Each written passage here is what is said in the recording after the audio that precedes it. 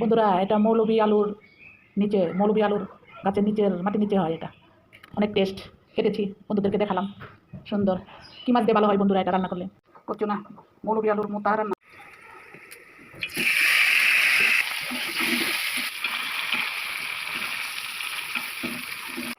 আলুগুলো ভাপা দিয়ে রাখছি,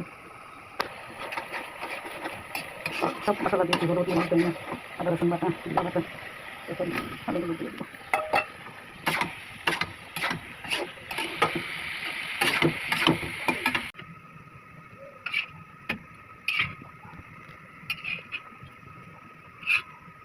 দেওয়া লাগবে তাই না?